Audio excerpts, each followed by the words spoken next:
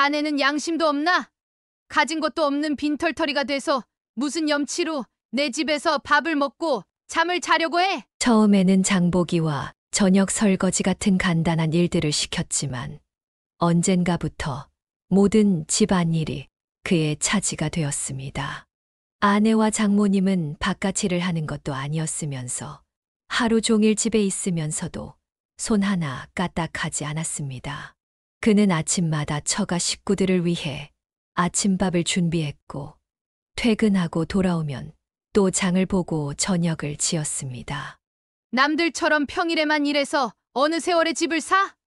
언제까지 내 딸이랑 이 집에서 붙어 먹을 건데? 난 자네를 더는 못 믿겠네. 자네에게 돈 관리를 맡겼다간 또 어디서 어떻게 날려버릴지 불안해서 견딜 수가 없어. 앞으로 돈 관리는 내가 할 테니까 나한테 주면 되네. 사연을 듣고 난 후 각자의 의견을 댓글로 남겨주시기 바랍니다. 사연자분에게 큰 힘이 될 수 있습니다. 각색될 수 있고 사연자분의 입장에서 구성될 수 있습니다. 윤덕규 씨는 젊은 시절 여자에게 큰 관심이 없었습니다. 그때 그가 관심 있던 건 오직 돈뿐이었습니다. 부모님이 시골에서 이것저것 농사를 짓고 계셨는데 알만한 사람들은 다 알다시피 그렇게 큰 돈을 벌진 못했습니다. 풍년이 들면 농작물 값이 떨어져서 문제고 흉작이면 팔 게 없어서 문제고 여러모로 빚이나 생기지 않으면 다행인 일이었죠. 그와 동생들이 끼니를 굶을 정도는 아니었지만 그렇다고 넉넉한 형편도 아니었던 터라 중학교 때부터 신문 배달을 하면서 생활비를 보탰습니다.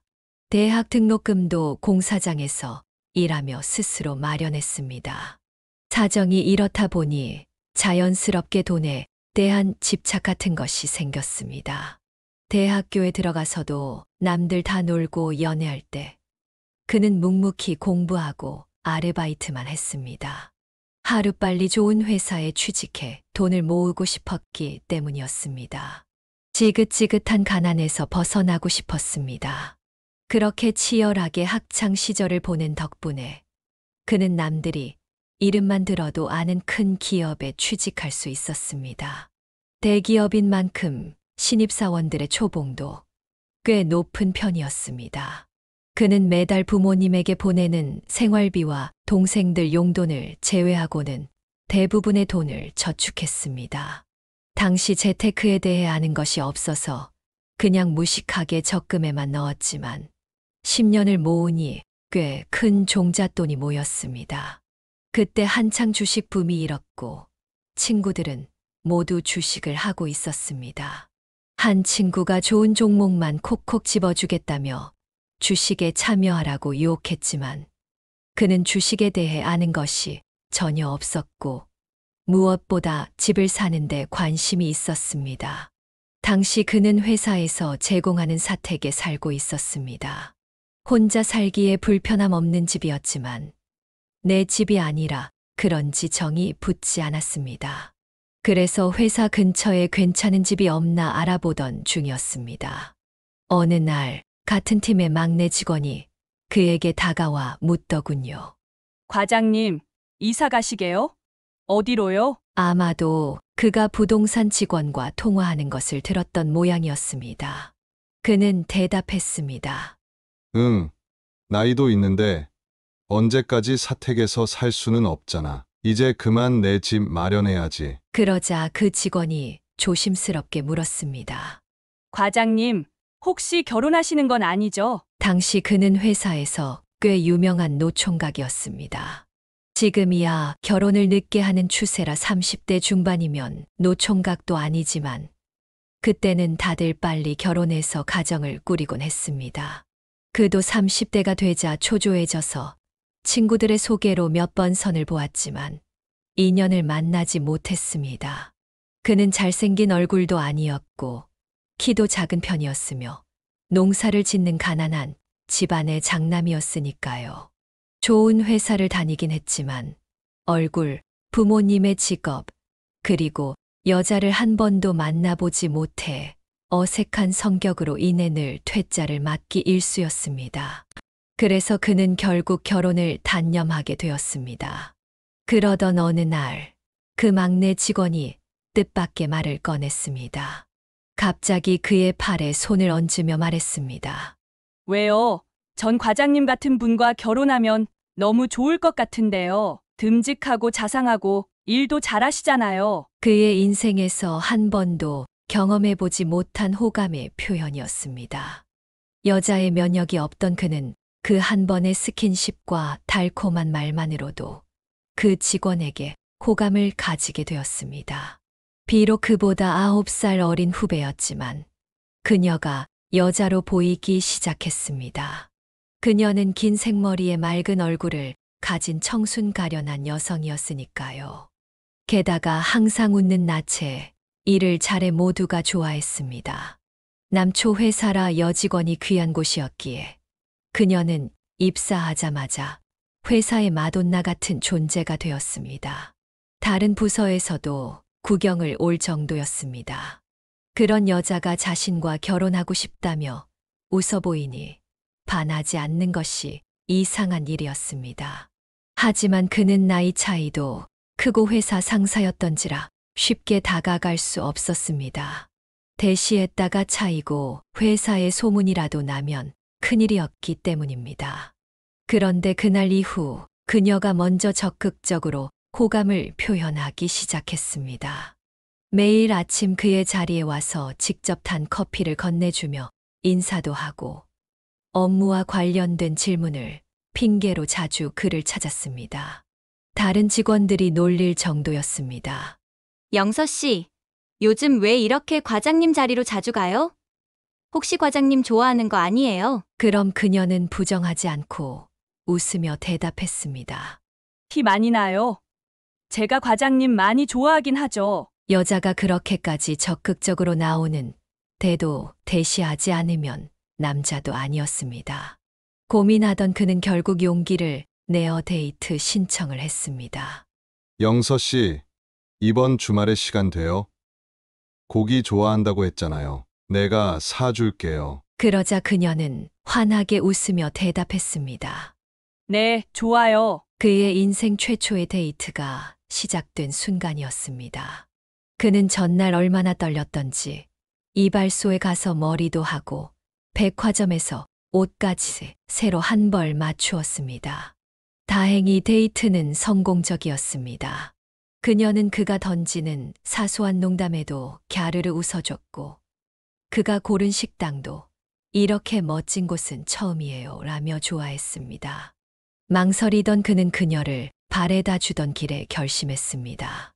영서 씨, 우리 진지하게 한번 만나보지 않을래요? 퇴사 상사인 내가 이런 말 하면 부담스러울 수 있다는 거 알지만 오늘 영서 씨랑 같이 밥 먹고 공원 산책하면서 처음으로 사는 게 참 행복하다는 생각을 했어요. 앞으로도 계속 영서 씨랑 이렇게 지내고 싶어요. 그는 자신의 마음을 고백했습니다. 너무 성급한 게 아닌가 싶었지만 마음이 움직이는 대로 표현하고 싶었습니다. 그런 그의 진심이 통했던 것일까요? 사실 어느 정도 거절을 각오하고 한 고백이었는데 그녀는 수줍게 웃으며 대답했습니다. 네, 좋아요. 사실 저도 오래전부터 과장님이랑 남자 대여자로 만나보고 싶다고 생각하고 있었거든요. 생각지도 못한 대답에 한동안 벙쪄 있던 그는 물었습니다. 그러니까 지금 그 말은 영서 씨도 내가 좋다는 거예요? 그녀는 그런 그를 보며 웃으며 말했습니다. 네, 저도 좋다고요. 과장님. 이제 과장님이라고 하면 좀 그렇네요. 회사 밖에선 오빠라고 해도 되죠? 덕규 오빠. 그녀는 귀엽게 혀를 내밀며 말했습니다. 그는 마치 세상을 다 가진 것 같은 기분이 들었습니다. 그 뒤로 그는 그녀와 본격적으로 사귀기 시작했습니다. 그녀는 그보다 한참 연하였지만 연애가 처음이라 서툴기만 한 그를 대신해 관계를 능숙하게 이끌었습니다. 그는 때로는 소녀처럼 수줍고 때론 여인처럼 과감한 그녀에게 완전히 빠져버렸습니다. 늦게 배운 도둑질이 무섭다더니 그는 매일같이 회사에서건 집에서건 그녀 생각뿐이었습니다. 결국 회사에도 소문이 났습니다. 그는 여자친구와 상의 끝에 연애 사실을 공개했습니다. 그의 나이 때문인지 직원들은 자연스럽게 물었습니다. 국수는 언제 먹여줄 거예요? 물론 그도 여자친구와 결혼을 생각해 보지 않은 것은 아니었지만 다른 사람의 입에서 그 말을 들으니 현실감이 확 들었습니다. 그러자 미뤄뒀던 이사 문제도 다시금 떠올랐습니다. 집을 사는 것은 인생에서 몇 안 되는 큰 결정 중 하나였기 때문에 신중을 기할 수밖에 없었습니다. 하지만 이제는 그 혼자만의 집이 아니라 여자친구와 둘이 함께 살 집, 그리고 미래의 아이와 함께 살 집을 생각하게 되었습니다. 결심한 그는 바로 여자친구를 찾아갔습니다. 준비한 꽃다발을 건네며 말했습니다. 영서야, 나 지금 사는 사택에서 나가려고 했던 거 알지? 집을 사려고 말이야. 그런데 그 집을 나 혼자 보는 게 아니라 너랑 같이 보고 싶어. 너랑 언젠가 태어날 우리 아이를 위한 집을 구하고 싶은데 너는 어떻게 생각해? 여자친구는 환하게 웃으며 대답했습니다. 그 말을 얼마나 기다렸는 줄 알아요? 이러다 내가 먼저 얘기를 꺼내야 하나 고민했었다고요. 그런데 무슨 프로포즈를 반지도 없이 해요? 그녀는 눈을 흘겼지만 허락이나 다름없는 말이었습니다. 그들은 양가 부모님께 인사를 드렸고 결혼 날짜를 잡은 후 신혼집을 알아보기 시작했습니다. 여자친구는 회사 생활을 시작한 지 얼마 되지 않아 모아둔 돈이 없었지만 그는 그동안 많이 모아둔 덕분에 괜찮았습니다. 하지만 몇 날 며칠을 부동산을 찾아다녀도 좀처럼 마음에 드는 집을 찾을 수 없었습니다. 그와 그녀는 평생 살 집이라고 생각하고 고르다 보니 신중해질 수밖에 없었습니다. 결국 그들은 결혼 후 잠시 처가살이를 하며 천천히 집을 알아보기로 결정했습니다. 그의 부모님은 고향에 계셨지만 여자친구의 부모님은 회사 근처 낡은 빌라에서 살고 있었습니다. 여자친구의 부모님도 경제적으로 넉넉하지 않았고 그 빌라가 그들의 전 재산이나 다름없었습니다. 그들은 신혼집을 구하기 전에 결혼식을 먼저 올렸습니다. 신혼여행을 다녀온 후 처갓집에 짐을 풀었습니다. 아내가 혼자 쓰던 방에 침대만 큰 걸로 바꾼 초라한 신방이었지만 그들은 괜찮았습니다. 마음에 드는 집을 찾기만 하면 바로 분가할 예정이었으니까요. 그는 매일 출퇴근을 해야 했지만 아내는 회사를 그만두고 열심히 집을 알아보러 다니기 시작했습니다.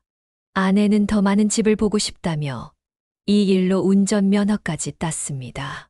그런 아내의 노력 덕분이었을까요? 그들은 회사에선 좀 멀지만 역세권에 급매물로 나온 아파트를 싸게 계약할 수 있었습니다. 아내는 그 집을 매우 마음에 들어 했습니다.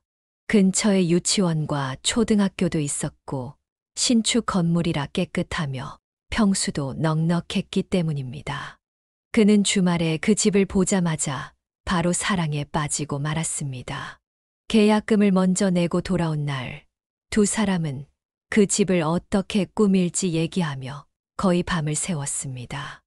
여기는 우리가 쓸 방, 여기는 서재, 그리고 여기는 태어날 우리 아이 방. 그렇게 미래를 얘기하는 것만으로도 이미 그 집을 산 것처럼 행복했습니다. 하지만 그때는 미처 알지 못했습니다. 그 모든 것이 부질없는 일이 될 줄은요. 모든 일은 고향 친구에게서 걸려온 전화 한 통에서 시작되었습니다. 초중고를 함께 나온 형제나 다름없는 친구였습니다. 늘 밝고 개구진 친구였는데 그날따라 이상하게 힘이 없었습니다. 그는 걱정스러운 목소리로 물었습니다. 야, 무슨 일 있어? 왜 이렇게 기운이 없어? 그러자 친구는 웃기만 했습니다. 확실히 무슨 일이 있는 게 분명했습니다. 그가 더 캐물으려던 찰나 친구가 갑자기 말했습니다. 야, 덕규야. 정말 염치 없는 부탁인 거 아는데 혹시 돈 좀 없냐? 내가 올인한 주식이 상장 폐지되는 바람에 좀 힘들어졌다. 이러다 우리 회사까지 문 닫을 판이야. 나 1억만 빌려줄 수 없을까?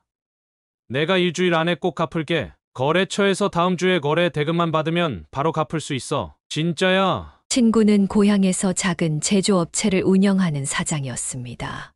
부모님은 그 지역에서 알아주는 유지였고, 친구는 어릴 때부터 부족함 없이 자랐습니다. 그는 망설였습니다. 그가 아직 총각이라면 또 모르겠지만 이미 유부남이었고 모아둔 돈은 모두 집 잔금으로 쓰일 예정이었습니다. 하지만 친구를 외면하기도 어려웠습니다.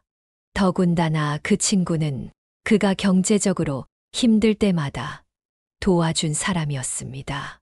심지어 대학 시절 학비가 부족해 휴학하려 했을 때 친구 부모님이 대신 학비를 빌려주기도 했습니다. 결국 그는 친구에게 말했습니다. 지금 돈이 전부 신혼집에 묶여 있거든. 일단 부동산하고 얘기해서 잔금 날짜를 좀 미뤄볼게. 일주일이면 갚을 수 있는 거지? 친구는 울먹이며 말했습니다. 당연하지. 고맙다. 진짜 고맙다. 그는 친구를 달래고 나서 아내에게 전화를 걸었습니다. 자초지종을 설명하며 집 계약을 좀 미루자고 말했습니다. 그러나 아내는 예상보다 더 거세게 반대했습니다. 무슨 말도 안 되는 소리야? 그 친구를 뭘 믿고 그렇게 큰 돈을 빌려줘? 그러다 일주일 안에 돈 안 주면 어떻게 할 거야? 절대 안 돼! 그는 아내를 진정시키려 했습니다. 절대 내 친구 그런 놈 아니야. 국민학교 때부터 믿을 수 있는 친구라고. 내가 힘들 때도 늘 도와준 친구야. 그러나 아내는 화를 참지 못했습니다. 도와주고 싶어도 능력이 돼야 도와주지! 신혼집 계약할 돈을 뺏어 빌려주는 게 말이 돼? 그는 답답한 마음에 내뱉었습니다. 어차피 내 돈이잖아. 당신은 모아둔 돈 하나 없이 맨몸으로 시집 왔으면서 왜 그래? 대화를 나눌수록 감정의 골은 깊어졌습니다. 결국 그는 아내의 반대를 무릅쓰고 부동산의 사정을 이야기한 뒤 친구에게 돈을 빌려주었습니다. 그 일로 아내와 사이가 크게 틀어졌지만 친구가 제때 돈을 갚기만 하면 해결될 문제라고 생각했습니다. 그러나 그는 너무 순진했던 것입니다. 일주일 뒤 친구에게서는 아무런 연락도 오지 않았습니다. 전화를 걸어도 없는 번호라고 뜨고 집을 찾아가도 아무도 없었습니다. 그는 미칠 것 같았습니다. 그 친구를 찾아 고향까지 내려갔지만 친구의 부모님조차 그가 어디로 갔는지 모른다고 했습니다. 이미 그 부모님의 재산까지 빚을 갚는 데 써버렸다고 했습니다. 어려울 때 도와준 그분들께 내 돈 내놓으라며 행패를 부릴 수는 없었기에 그는 소득 없이 집으로 돌아올 수밖에 없었습니다. 아내는 그럴 줄 알았다며 울고불고 난리가 났습니다. 장인어른과 장모님까지 나서서 그를 탓했습니다. 특히 평소 우리 사위라며 다정하게 대하던 장모님은 180도 달라진 태도로 그를 놀라게 했습니다. 장모님은 그의 뺨까지 때리며 소리쳤습니다. 아니, 어떻게 그런 큰일을 우리하고 상의도 없이 혼자 저질러? 내가 9살이나 많은 노총각이었던 자네를 왜 받아줬는데? 모아둔 돈이 있어서 우리 딸 고생은 안 시킬 거라고 생각했으니까 받아준 거야. 그런데 이렇게 뒤통수를 치다니? 장모님은 노발대발하셨고 그는 손이 발이 되도록 빌었습니다. 정말 죄송합니다. 장모님, 제가 장모님 뵐 면목이 없습니다. 하지만 조금만 기다려주세요. 그 친구를 어떻게든 꼭 찾아서 돈을 다시 돌려받을 겁니다. 그는 눈물까지 흘리며 말했습니다. 장모님은 비웃으며 말했습니다. 말이 되는 소리를 해. 핸드폰까지 없애고 잠수 탄 놈을 자네가 무슨 수로 찾아? 장모님은 다시 그에게 달려들며 마구잡이로 때리기 시작했습니다. 그는 그런 장모님에게 감히 반항도 하지 못하고 속수무책으로 맞기만 했습니다. 그나마 장인어른이 말리셨습니다. 이 사람아, 그만해. 이렇게 한다고 돈이 돌아오는 것도 아니잖아. 그 후로 그는 회사에 휴가까지 내고 친구를 찾으러 다녔습니다. 하지만 하늘로 솟은 건지 땅으로 꺼진 건지 어디에서도 친구의 흔적을 찾을 수 없었습니다. 그렇게 1달, 2달, 3달이 지나고 반년쯤 되자 그는 체념하게 되었습니다. 그냥 인생 공부했다고 생각하고 모든 걸 새로 시작하기로 마음먹었습니다. 아내는 경찰에 사기죄로 신고하자고 했지만 그는 차마 친구를 제 손으로 범죄자로 만들 수는 없었습니다. 아내는 그에게 온갖 욕설을 퍼부었습니다. 병신 같은 놈! 쪼다 같은 놈! 그는 늘 순수하고 얌전하던 아내가 이런 면모를 보일 줄은 상상도 못했습니다. 하지만 누구를 탓하겠습니까? 그가 천사 같던 아내를 그렇게 만든 것이었으니까요. 그는 아내의 모든 욕설과 화를 묵묵히 감당했습니다. 하지만 장모님의 괴롭힘만큼은 도무지 견디기 힘들었습니다. 그리고 그는 모진 처가살이를 시작하게 되었습니다. 장모님은 그를 종 취급하기 시작했습니다. 자네는 양심도 없나? 가진 것도 없는 빈털터리가 돼서 무슨 염치로 내 집에서 밥을 먹고 잠을 자려고 해? 장모님은 매일같이 그를 부려먹었습니다. 처음에는 장보기와 저녁 설거지 같은 간단한 일들을 시켰지만 언젠가부터 모든 집안일이 그의 차지가 되었습니다. 아내와 장모님은 바깥일을 하는 것도 아니었으면서 하루 종일 집에 있으면서도 손 하나 까딱하지 않았습니다.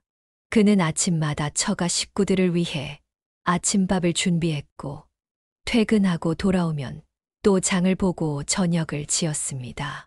그리고 다들 밥을 먹는 동안 설거지, 빨래, 청소 등 밀린 집안일을 처리해야 했습니다. 주말에도 쉴 수 없었습니다. 장모님은 말했습니다. 남들처럼 평일에만 일해서 어느 세월에 집을 사? 언제까지 내 딸이랑 이 집에서 붙어 먹을 건데? 결국 그는 대학생 때나 해보던 대리기사 일을 다시 시작했습니다. 조금이라도 돈을 더 벌기 위해 밥도 건너뛰기 일쑤였고 그렇게 번 돈은 모조리 장모님께 드려야 했습니다. 장모님은 말했습니다. 난 자네를 더는 못 믿겠네. 자네에게 돈 관리를 맡겼다간 또 어디서 어떻게 날려버릴지 불안해서 견딜 수가 없어. 앞으로 돈 관리는 내가 할 테니까 나한테 주면 되네. 그렇게 장모님은 그의 월급과 알바비를 모두 가져갔습니다. 그는 지은 죄가 있기에 아무 말도 하지 못했습니다. 그저 매일같이 노예처럼 일했습니다.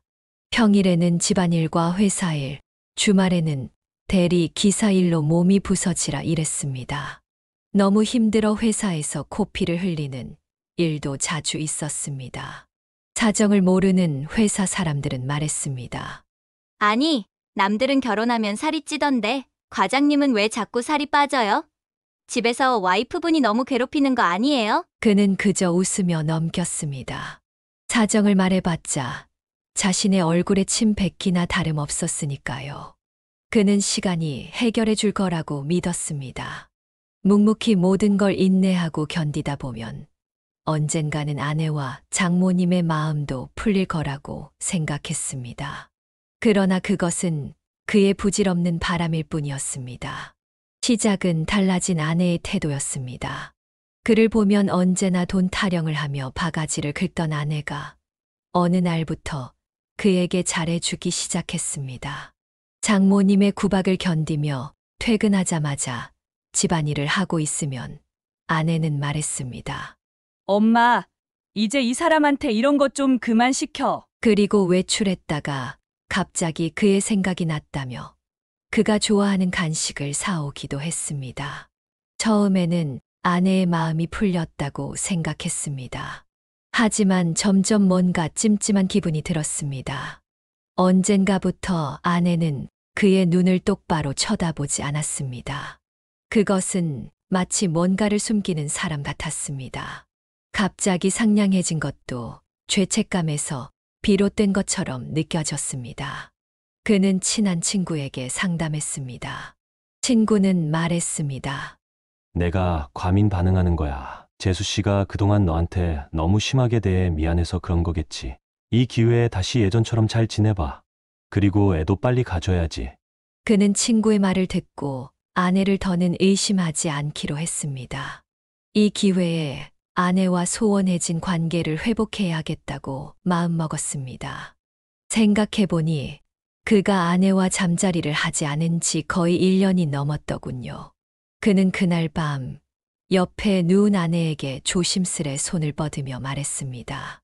여보, 우리 오랜만에 어때? 하지만 아내는 침대에 눕기 전까지 웃어주던 모습과는 달리 매몰차게 대답했습니다.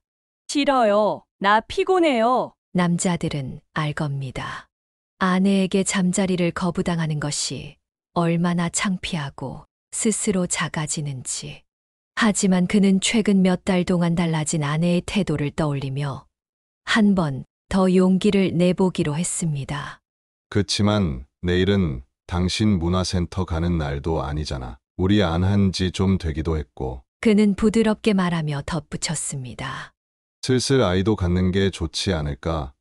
물론 아직 우리가 그런 형편은 아니지만 내가 나이도 있고 당신도 나랑 당신 반씩 닮은 예쁜 아기 빨리 낳고 싶다 했잖아. 하지만 그의 진심은 닿지 않았습니다.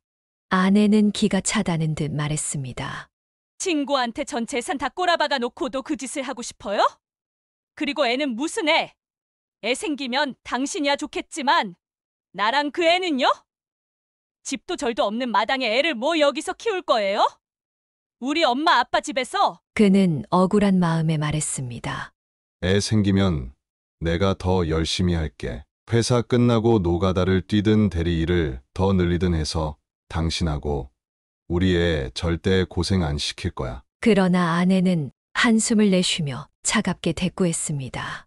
입으로는 무슨 말인들 못하겠어요. 원래 우리 들어가려던 아파트 1년 새 2배 가까이 뛴 거 알아요?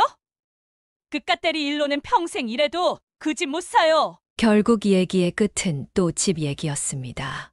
그는 아무 말도 하지 못하고 슬그머니 화장실로 향했습니다. 변기에 앉아 속상한 마음을 가라앉히려고 했습니다. 거실이나 베란다로 나가면 장모님이나 장인어른이 한마디 할 게 뻔했기 때문이었습니다. 혼자 변기에 앉아 담배를 피우며 그는 스스로가 초라하고 비참하게 느껴졌습니다. 아내에 대한 화가 조금 풀린 듯 하면서도 여전히 답답한 감정이 가라앉지 않았습니다. 하지만 아내를 이해하지 못할 것도 없었습니다. 그가 집 살 돈을 친구에게 주지만 않았어도 아내가 이렇게 돌아설 일은 없었을 테니까요. 결국 다 그의 잘못이었습니다. 사과할 생각으로 자리에서 일어선 그는 아내가 담배 냄새를 싫어하는 걸 떠올리며 손을 씻었습니다. 그러나 수건이 없었습니다. 평소 거울 뒤에 있는 찬장에 예비용 수건을 넣어두는데 그곳도 텅 비어 있었습니다. 그는 오늘 수건 빨래를 해야 했다는 걸 깜빡한 걸 깨달았습니다. 급한 대로 세탁실로 나가 쓰던 수건으로 손을 닦으며 내일 아침 일찍 빨래부터 돌려야겠다고 생각했습니다. 그런데 빨래 바구니에서 뭔가가 반짝거렸습니다. 자세히 보니 아내가 입었던 자켓 주머니에서 무언가가 튀어나와 있었습니다. 그는 아무 생각 없이 그걸 집어들었습니다. 그러나 물건의 정체를 확인한 순간 그는 그대로 굳어버렸습니다. 그것은 피임약이었습니다. 그와 아내는 반년 넘게 잠자리를 하지 않았습니다. 그런데 피임약은 이미 절반 넘게 비어 있었습니다. 아내가 꾸준히 피임약을 챙겨 먹었다는 뜻이었습니다. 눈앞이 캄캄해졌습니다. 왜 아내가 피임약을 먹고 있는지 도무지 이해할 수 없었습니다. 아무리 생각해봐도 답은 하나뿐이었습니다. 요즘 아내는 문화센터 친구들과 약속이 있다며 저녁에 늦게 들어오거나 주말에도 친구들을 만난다며 외출하곤 했습니다. 늘 예쁘게 원피스를 입고 곱게 화장까지 하며 말이죠. 그는 그동안 아내가 꾸미는 걸 좋아해서 그러는 줄 알았습니다. 하지만 이제는 남자를 만나고 있었을지도 모른다는 생각이 들었습니다. 그는 떨리는 손으로 피임약을 다시 주머니에 넣고 방으로 돌아왔습니다.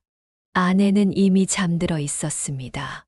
두근거리는 마음으로 아내를 쳐다보다가 아내의 핸드폰을 집어들었습니다. 하지만 비밀번호가 걸려 있었습니다. 원래 아내는 이런 걸 귀찮다며 풀어두는 편이었는데 이번에는 잠겨 있었습니다. 그날 밤 그는 한숨도 자지 못하고 뜬 눈으로 밤을 지새웠습니다. 다음 날 그는 평소처럼 아침상을 차리고 처가 식구들을 먹인 뒤 밖으로 나왔습니다. 출근하는 대신 차를 골목에 몰래 빼놓고 회사에 전화를 걸었습니다. 김 대리, 내가 오늘 몸이 좀 안 좋아서 출근을 못할 것 같아. 나 대신 미팅 자료 좀 준비해줘. 부탁할게. 그렇게 부하 직원에게 일을 부탁한 뒤 얼마 지나지 않아 빌라 입구에서 익숙한 여자의 모습이 나타났습니다. 그의 아내였습니다.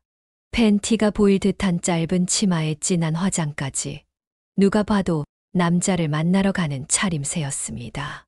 그는 조심스럽게 아내의 뒤를 밟기 시작했습니다. 아내를 미행하며 그는 제발 자신이 착각한 것이길 바랐습니다. 하지만 마주한 진실은 너무도 잔인했습니다. 아내는 그와 연애 시절에나 갔을 법한 근사한 레스토랑으로 들어갔습니다. 그리고 웬 기생오라비 같은 남자와 다정하게 앉아 밥을 먹기 시작했습니다. 서로 먹여주고 어깨를 쓰다듬으며 스킨십을 나누는 모습은 누가 봐도 연인 사이였습니다. 구석진 자리에서 몰래 그 모습을 지켜보던 그는 내연남의 손이 아내의 허벅지로 향하자 더는 참지 못하고 벌떡 일어섰습니다. 그리고 아내의 테이블로 다가가 소리쳤습니다. 당신, 지금 여기서 뭐 하는 거야? 그제야 그를 발견한 아내는 하얗게 질린 얼굴로 말했습니다. 당신이 여긴 어떻게? 그는 아내를 노려보며 소리쳤습니다. 지금 그게 중요해? 당장 일어나! 그는 아내가 당연히 자신의 말을 듣고 일어설 줄 알았습니다. 그리고 변명을 하든 사과를 하든 할 거라고 생각했습니다. 하지만 아내는 그의 기대를 무참히 저버렸습니다. 아내는 옆에 있는 내연남에게 다가가 말했습니다. 오빠, 오해하지 말아요. 나 저 사람이랑 아무 사이도 아니에요. 그는 기가 막혔습니다. 남편인 자신이 아닌 내연남에게 매달리는 아내를 보고 있자니 분노가 치밀어 올랐습니다. 그는 아내에게 소리쳤습니다. 당신 지금 미쳤어? 아무 사이도 아니라고? 우리가 결혼해서 같이 산 기간이 얼만데 아무 사이도 아니야? 그는 내연남에게도 눈을 부라리며 말했습니다. 넌 대체 뭐 하는 놈이야? 유부녀랑 붙어 먹어? 너 같은 놈은 간통죄로 콩밥 좀 먹어야 돼. 그러자 내연남은 헛웃음을 치며 자리에서 일어나더니 아내를 차갑게 노려보며 말했습니다. 지금 유부녀면서 맞선을 본 거예요? 미쳤어요? 아내는 당황한 표정으로 내연남의 팔에 매달리며 말했습니다. 오빠, 아니에요. 나 결혼한 거 아니에요. 혼인신고도 안 했는걸요. 법적으로 깨끗해요. 나 처녀예요. 그 순간 그는 뒤통수를 얻어맞은 것처럼 멍해졌습니다. 그는 아내에게 물었습니다. 혼인신고를 안 했다니? 당신 지금 그게 무슨 말이야? 그는 아내에게 물었습니다. 그게 무슨 말이야? 그러자 아내는 말했습니다. 말 그대로예요. 엄마가 집 계약하기 전까진 혼인신고하지 말라고 해서 미뤄뒀던 건데 당신이 신혼집 그렇게 멍청하게 날려버린 뒤로는 정말 다행이다 싶었어요. 우리 법적으로 아무 사이도 아니에요. 그러니까 난 바람 핀 것도 아니고 떳떳하다고요. 아내는 악에 받쳐 소리쳤습니다. 그의 마음은 청천벽력 같았습니다. 배신감에 두 손이 덜덜 떨렸습니다. 아니, 당신 지금 그걸 말이라고 해? 그게 진짜야? 아내는 무심하게 대꾸했습니다. 못 믿겠으면 동사무소 가서 서류 떼봐요. 여기서 이렇게 행패 부리지 말고. 그리고는 그를 뒤로 한 채 내연남을 뒤쫓아 갔습니다. 오빠 잠깐만. 내 말 좀 들어봐요. 아내가 내연남을 부르는 소리를 들으며 그는 그 자리에 얼어붙었습니다. 죽고 싶다는 생각까지 들었습니다. 그는 그 길로 바로 동사무소에 가서 서류를 떼보았습니다. 아내의 말은 사실이었습니다. 그가 회사 일로 바빠서 혼인신고를 아내에게 부탁했을 때 아내는 아예 신고를 하지 않았던 것이었습니다. 그제야 그는 아내가 처음부터 그의 재산만 노리고 접근한 것이 아닌가 하는 의구심까지 들었습니다. 그는 아내에게 전화를 걸었습니다. 하지만 아내는 그의 전화를 수신 거부했습니다. 결국 그는 힘없이 집으로 돌아왔습니다. 머릿속에서는 온갖 생각이 휘몰아쳤습니다. 아내는 지금 내 연남과 함께 있는 걸까? 언제부터 바람을 핀 걸까? 이미 그 자식과 갈 때까지 간 것일까? 그런데 놀랍게도 아내는 이미 집에 들어와 있었습니다. 아내는 장인어른과 장모님 앞에서 울면서 말하고 있었습니다. 어떡해요? 재민 씨가 이제 나 꼴도 보기 싫대요. 다신 만나고 싶지 않대요. 이대로 헤어지게 생겼는데 어쩌면 좋아요? 그는 충격에 빠졌습니다. 장인어른과 장모님도 아내가 다른 남자를 만나고 있었다는 걸 알고 있었던 것입니다. 그는 집 안으로 들어가 소리쳤습니다. 영서가 다른 놈 만나는 거 두 분도 알고 계셨어요? 장인어른은 당황한 표정으로 말했습니다. 일단 자네도 진정 좀 하고 이리 와서 앉게. 그러나 장모님은 달랐습니다. 그녀는 그를 보자마자 화를 내며 말했습니다. 그래, 내가 영서한테 그 남자 소개시켜줬네. 어렵게 친구 소개로 물어본 맞선자리인데 그걸 그렇게 행패를 부려서 망쳐놓으면 어쩌자는 거야? 그는 기가 막혔습니다. 맞선이라뇨? 아니, 이렇게 남편인 제가 두 눈 시퍼렇게 뜨고 살아있는데 어떻게 맞선을 보게 합니까? 그러자 장모님은 비웃으며 말했습니다. 두 눈 시퍼렇게 뜨고 살아있으면 뭐해? 집도 절도 없는 거지 새낀데. 그 남자는 자네하고 차원이 달라. 변호사라고, 변호사. 지금 자네 때문에 변호사 사위가 날아가게 생겼는데 어떻게 할 거야? 그는 분노에 찬 목소리로 물었습니다. 그렇게 제가 못마땅했으면 왜 결혼하라고 허락하셨습니까? 그리고 혼인신고는 왜 하지 말라고 하신 거예요? 어떻게 이렇게 다 짜고 사람 하나를 바보로 만들 수가 있어요? 장모님은 악에 받쳐 소리쳤습니다. 그래서 뭐 바보 돼서 억울해? 열받아? 그럼 뭐 집도 절도 없는 자네가 뭘 어쩔 건데? 억울하면 나가. 당장 내 집에서 썩 꺼지라고. 장모님의 고함에 그는 더는 아무 말도 할 수 없었습니다. 아내도 그런 그를 외면하며 모른 척했습니다. 세상에 혼자 남겨진 것 같은 외로움과 배신감이 그를 휩쓸었습니다. 어떻게 저한테 이러실 수가 있어요? 그는 더는 참을 수 없었습니다. 나가라고 하면 못 나갈 것도 없다는 생각에 그는 그대로 집을 뛰쳐나왔습니다. 하지만 비참하게도 그의 월급과 대리 기사로 번 돈은 전부 장모님에게 바쳐 술 한 잔 살 돈조차 없었습니다. 밤거리를 배회하던 그는 결국 회사로 향했습니다. 사무실에 딸린 직원용 숙직실에서 하룻밤 묵을 생각이었습니다. 그때 갑자기 그의 핸드폰이 울렸습니다. 혹시 아내에게서 연락이 온 건가 싶어 황급히 핸드폰을 꺼내 들었습니다. 그러나 화면에 뜬 이름을 본 순간 그는 멍해졌습니다. 전화를 건 사람은 아내가 아니라 그가 돈을 빌려준 친구였습니다. 놀란 그는 전화를 받자마자 소리쳤습니다. 이 자식아, 너 대체 어디야? 분노에 찬 목소리로 그는 계속 외쳤습니다. 너 어떻게 나한테 이럴 수 있어? 내 돈 내놔. 이 새끼야! 그는 미친 사람처럼 소리쳤습니다. 친구는 대답도 못하고 한참 흐느끼기만 하더니 평소 그들이 자주 가던 단골 술집으로 오라고 했습니다. 그는 친구가 도망칠까봐 전화를 끊지 않은 채로 약속 장소로 향했습니다. 친구는 그를 보자마자 더욱 서럽게 울며 그의 앞에 무릎을 꿇었습니다. 그는 친구가 무릎 꿇고 빌며 말하는 걸 들었습니다. 미안하다. 정말 미안하다, 덕규야. 내가 죽을 죄를 지었어. 도저히 내 앞에 설 면목이 없어서 그냥 도망쳤다. 친구는 싹싹 빌기 시작했습니다. 고생을 꽤나 한 듯 친구의 얼굴은 몰라보게 상해 있었습니다. 그는 반쯤 죽여놓겠다는 결심이 무색해질 만큼 마음이 약해졌습니다. 그는 말없이 친구를 일으키며 물었습니다. 그동안 어떻게 지냈냐? 친구는 더욱 서럽게 울며 그동안의 자초지종을 설명했습니다.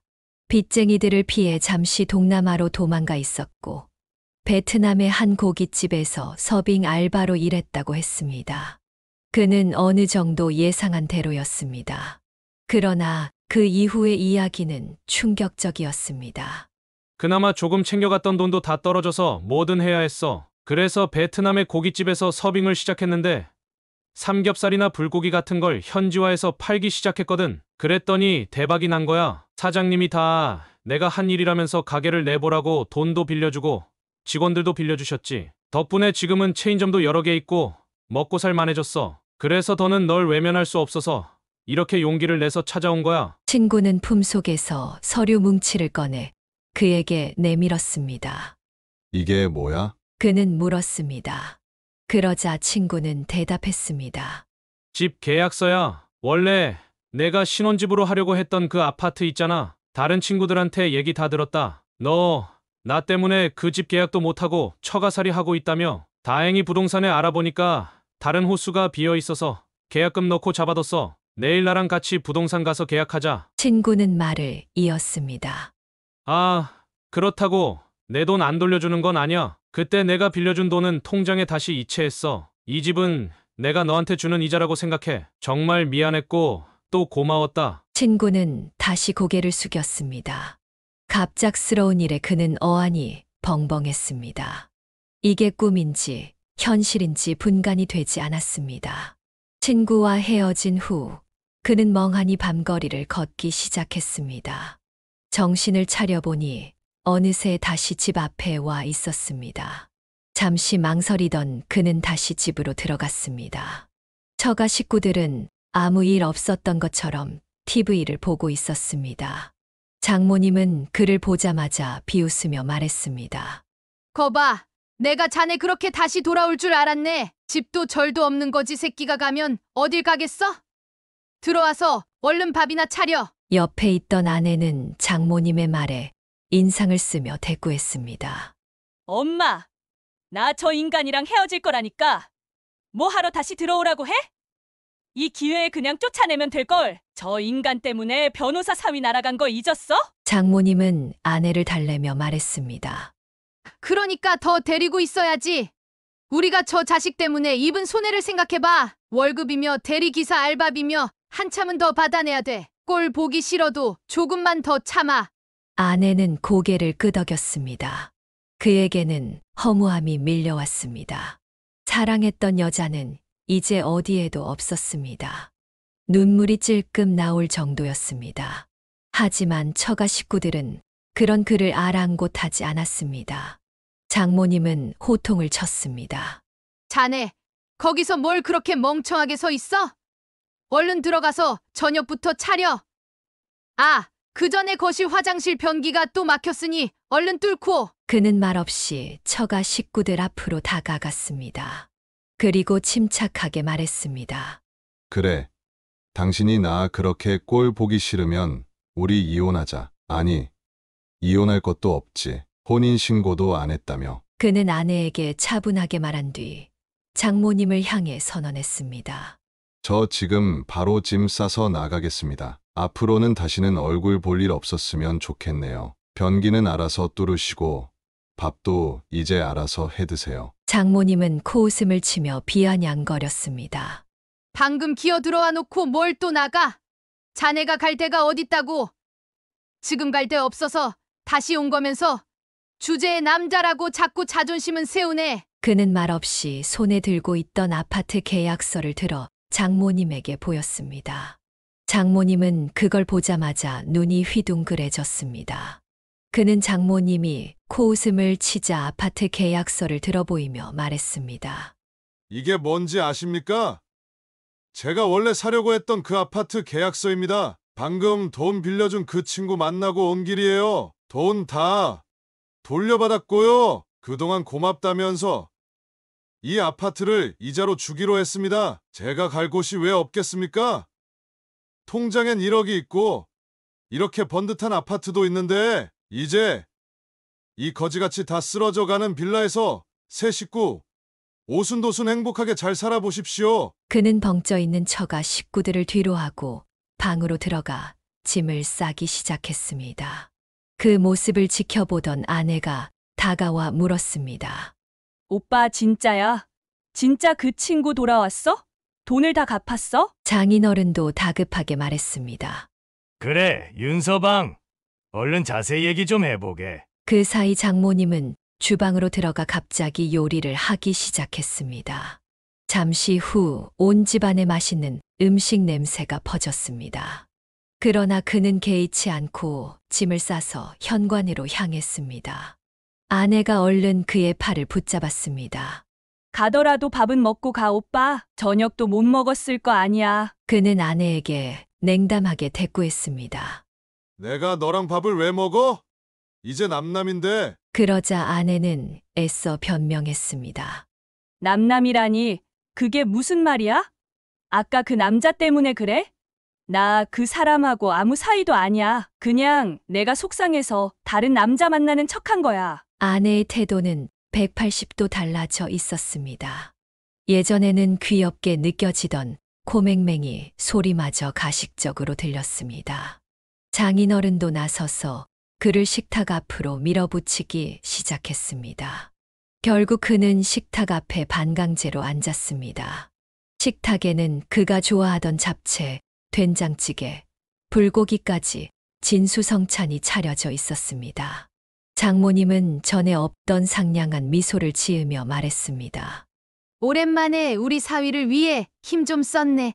일단 같이 밥부터 먹고 얘기하자고. 그는 기가 막혔습니다. 그는 더는 할 말이 없다는 듯 돌아섰습니다. 그러자 장모님이 그를 붙잡으며 사과했습니다. 내가 사과할게. 딸 가진 부모 입장에서 너무 속상해서 그랬어.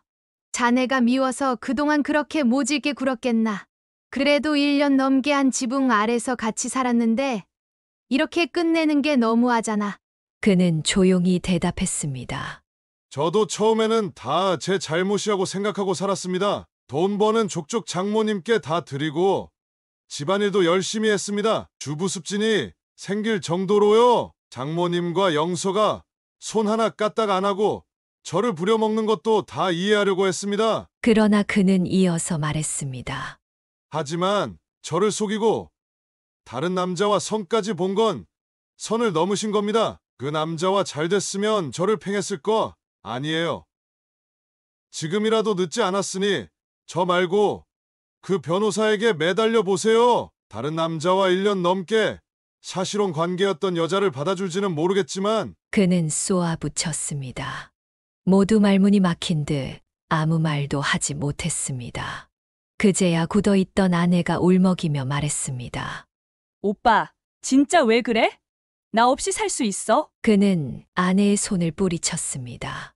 다른 놈과 붙어먹은 더러운 손으로 날 만지지 마. 그는 미련 없이 그 집을 나왔습니다. 하지만 그는 결국 그 아파트에서 살지 못했습니다. 아내와 장모, 장인어른까지 하루가 멀다 하고 찾아와 매달렸기 때문입니다. 제발 돌아와 달라고 다시 시작하자고 했습니다. 아내는 직장까지 찾아와 그를 괴롭혔습니다. 결국 그는 그 아파트를 처분하고 부모님이 계신 고향으로 내려갔습니다. 연로하신 부모님이 늘 마음에 걸렸기 때문입니다. 다행히 그는 더 좋은 조건으로 이직에도 성공했습니다. 아내와 헤어지자마자 거짓말처럼 일이 술술 풀리기 시작했습니다. 하지만 아내는 그렇지 않았던 모양이었습니다. 어떻게든 그의 연락처를 알아내 다시 연락해 왔습니다. 재혼도 못하고 장인어른이 경비일에서 잘리면서 생계가 어려워졌다고 했습니다. 인과응보였습니다. 그는 제발 도와달라는 아내의 말을 듣고 고민했지만 결국 차갑게 대답했습니다. 다시는 연락하지 마. 그는 전화번호도 다시 바꾸었습니다. 그래도 한때 함께 살았던 여자라 마음이 쓰였지만 지금 그에게는 새로운 동반자가 있습니다. 그는 몇 년 전에 재혼해 새 가정을 꾸렸습니다. 전 부인과의 문제로 힘들 때 그 곁을 지켜준 정말 착하고 좋은 사람이었습니다. 그는 새로운 아내를 과거의 여자 때문에 힘들게 하고 싶지 않았습니다. 사람으로 받은 상처는 사람으로 치료한다는 말이 틀린 게 아니었습니다. 요즘 그는 인생이 즐겁기만 했습니다. 힘든 시간을 보내고 있는 사람들에게도 언젠가 빛날 날이 있을 거라는 생각을 전하며 그는 자신의 이야기를 마쳤습니다. 여기까지가 윤덕규님의 사연이었습니다. 덕규 씨를 괄시하며 배은망덕한 처가에 시원한 복수가 있어 통쾌한 사연이었습니다. 사연을 듣고 댓글로 의견을 남겨주시기 바랍니다. 사소한 의견일지라도 사연자분에게는 큰 힘이 됩니다. 노골적인 악성 댓글은 사연자분에게 상처가 될 수 있으니 삼가주시기 바랍니다.